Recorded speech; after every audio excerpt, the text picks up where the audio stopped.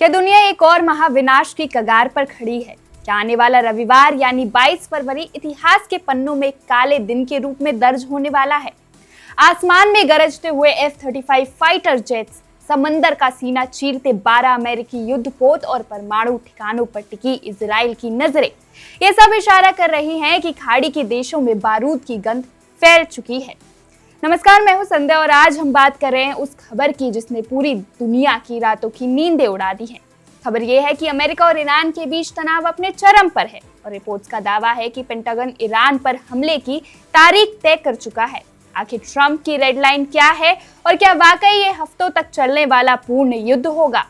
मामला सिर्फ जुबानी जंग तक सीमित नहीं रहा है। मिडिल ईस्ट अब एक फौजी छावनी बन चुका है। अमेरिकी समाचार एजेंसी एक्सियोस और CNN की रिपोर्ट्स के मुताबिक अमेरिकी राष्ट्रपति डोनाल्ड ट्रंप ईरान के अड़ियल रवैये से बेहद नाराज है।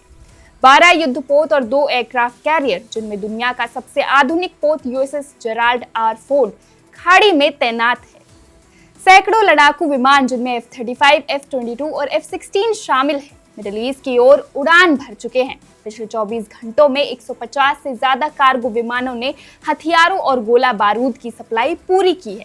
पेंटागन ने अपने कुछ कर्मियों को अस्थायी रूप से वहां से हटाना भी शुरू कर दिया है। इस बात का संकेत है कि अमेरिका किसी बड़े जवाबी हमले की आशंका के लिए भी तैयार है। आप सोच रहे होंगे कि क्या शांति की कोई कोशिश नहीं हुई? मंगलवार को जिनेवा में अमेरिका और ईरान के बीच करीब 3.5 घंटे तक बातचीत हुई। ईरान ने कहा कि कुछ सिद्धांतों पर सहमति बनी है, लेकिन व्हाइट हाउस की प्रेस सचिव कैरोलिन लेविट ने साफ कर दिया है कि कूटनीति ट्रंप की पहली पसंद है, पर सैन्य विकल्प मेज से हटा ही नहीं है।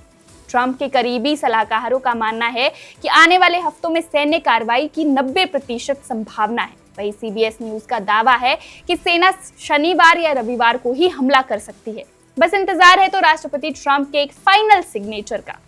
ट्रंप का एक ही लक्ष्य है, ईरान को किसी भी कीमत पर परमाणु हथियार बनाने से रोकना, और इसके लिए वो पिछले जून के इजरायली हमले से भी बड़ा ऑपरेशन चलाने की तैयारी में है।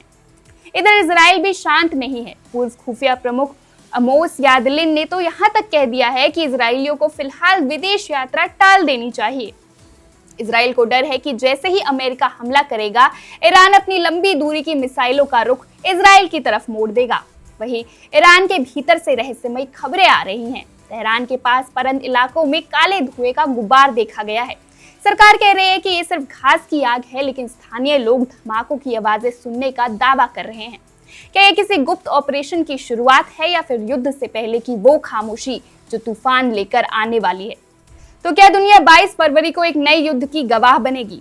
राजनीतिक विश्लेषकों का मानना है कि अगले 48 से 72 घंटे दुनिया के भविष्य के लिए निर्णायक होने वाले हैं। अगर ट्रंप ने हमले की मंजूरी दी तो ये सिर्फ 2 देशों की जंग नहीं, बल्कि पूरी दुनिया की अर्थव्यवस्था और सुरक्षा को हिलाकर रख देगी। तेल की कीमतें आसमान छुएंगी और मिडिल ईस्ट का नक्शा हमेशा के लिए बदल सकता है।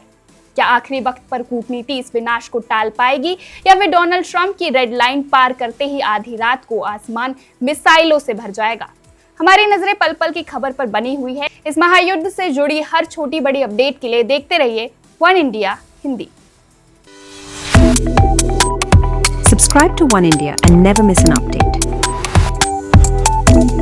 Download the One India app now.